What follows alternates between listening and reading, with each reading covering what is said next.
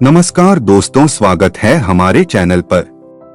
आज कहानी उस शख्स की जो अब नॉर्थ पोल पर रहता है, जिसकी झक सफेद दाढ़ी है। साल में एक बार हमारी उससे मुलाकात होती है, लेकिन वो हमेशा से नॉर्थ पोल पर रहता था ऐसा नहीं है। उसका जन्म तो ग्रीस में समुद्र किनारे के एक गांव में हुआ था। जी, ग्रीस में समुद्र किनारे एक परिवार में निकोलस का जन्म हुआ था। जब निकोलस बहुत छोटा था तो उसके मम्मी पापा एक दिन समुद्री तूफान में फंस गए और फिर वो कभी वापस लौटकर नहीं आए। अब छोटा निकोलस रोज समुद्र किनारे उदास खड़ा हो बस अपने मम्मी पापा का इंतजार करता। गांव वाले उसे उदास देख खुद उदास हो जाते। सब उसे प्यार तो करते थे, लेकिन गांव में कोई भी इतना सक्षम नहीं था कि पूरी तरह से निकोलस की जिम्मेदारी उठा सकता, उसकी देखभाल कर सकता।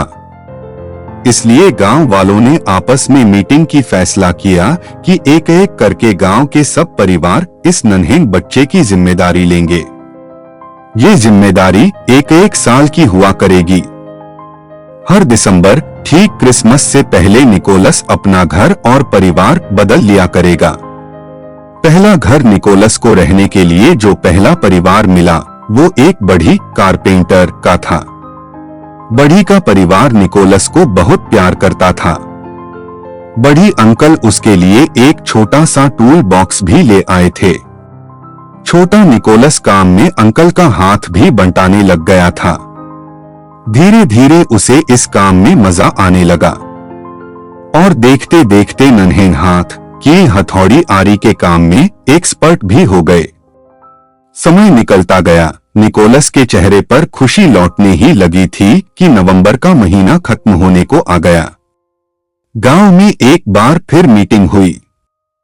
फैसला हुआ कि आने वाले साल के लिए निकोलस अब गांव के दर्जी के घर रहने जाएगा। निकोलस ने सुना तो उदास हो गया, लेकिन वो जानता था उसका जाना तय था। वो अब बड़ी अंकल के बच्चों के लिए छुप छुप के लकड़ी के खिलौने बनाने लगा। क्रिसमस की रात को निकोलस ने जब बच्चों को अपने हाथ से बनाए सजाए खिलौने दिए, बच्चे खुशी से झूम उठे।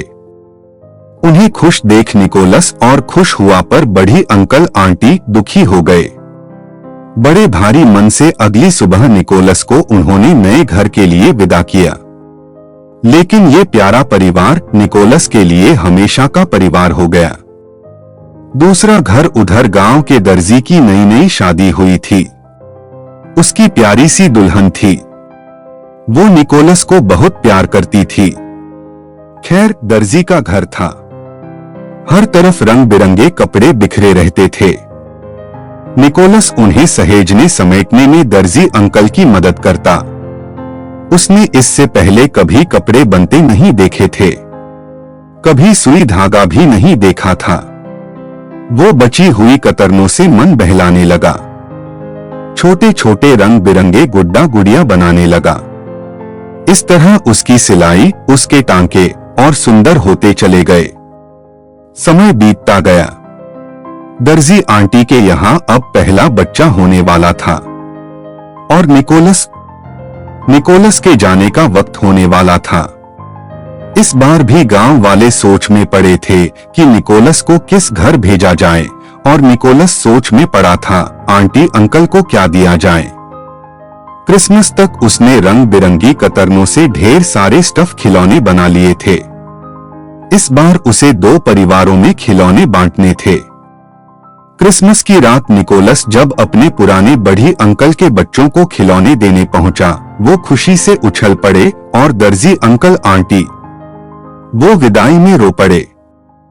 दर्जी अंकल और आंटी के होने वाले बेबी के लिए निकोलस ने बहुत ही सुंदर रंग बिरंगे स्टफ्ड टॉयज बनाए थे। दर्जी आंटी आंखों में पानी लिए कभी उन खिलौनों को देखती, कभी नन्हे निकोलस के हाथ चूमती। तीसरा घर इस तरह, एक और क्रिसमस, एक और घर और एक और परिवार। अब की बार आती है गांव के कुम्हार की बारी।